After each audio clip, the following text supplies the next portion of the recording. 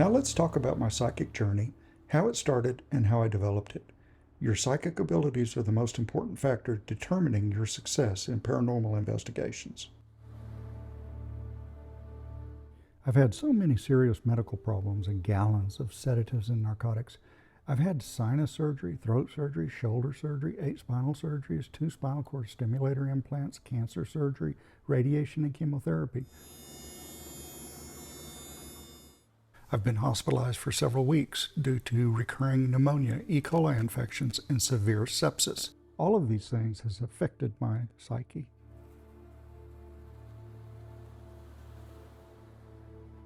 During my first series of surgeries, I started having brief out-of-body experiences. Right when they were putting me under, I would float up to the ceiling and look down on myself on the operating table, and then there was this weird buzzing sound.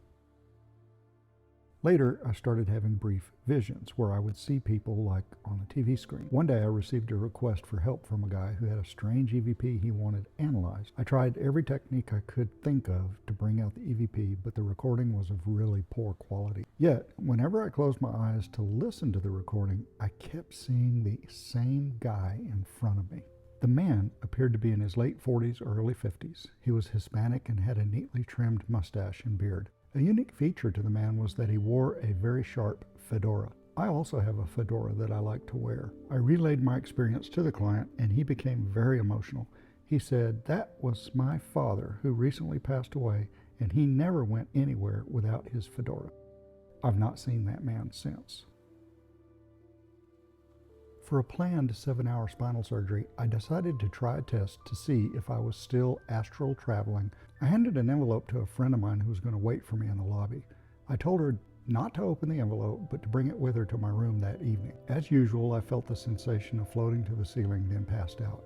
I have no other memories from that surgery. However, when my friend came to the room that evening, I asked her if anything strange had happened to her while she was waiting. She said that at one point she felt a hand on her side and heard the name Samson in her head. It wasn't in her ear, just heard clearly in her head. I told her to open the envelope. Inside, she found an index card with the name Samson written on it. That was my proof that I had visited her while I was having surgery.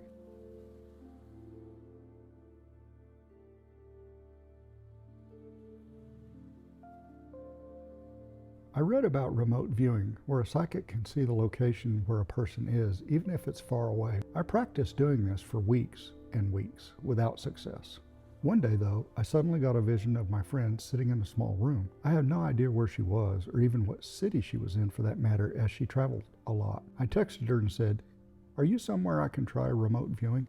Just 1 minute, try to concentrate where you are and I'll try to see it." She replied, "Yeah, totally." "Okay, just concentrate. This might take us time to develop. I'll try to empty my mind now just for a minute. K. Then the vision started coming in fast, one object at a time. I saw a flat thing, maybe a table with a cup on it and 2 cups. I saw a tight woven pattern on it like basket weave. Then a big eye. I ended with, "You're probably laughing hysterically by now," but she wasn't. She typed, and this is where she was.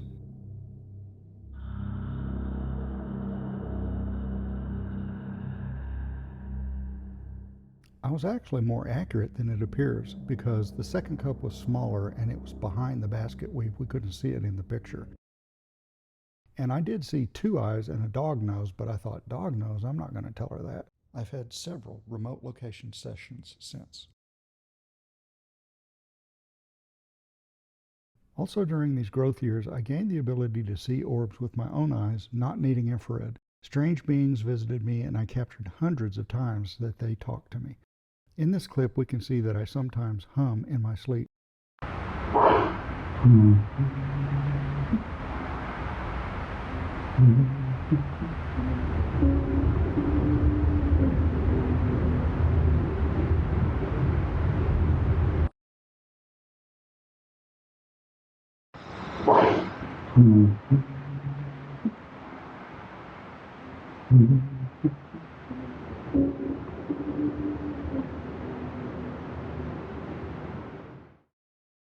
A little angel girl finished my tune. There's nobody else in the house.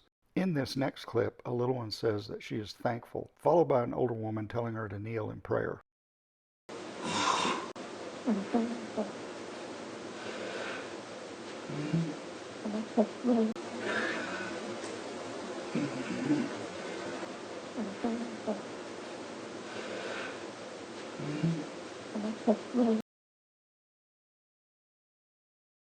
After my cancer surgery, something kept touching me on my shoulder in the hospital, so I started my camera recording.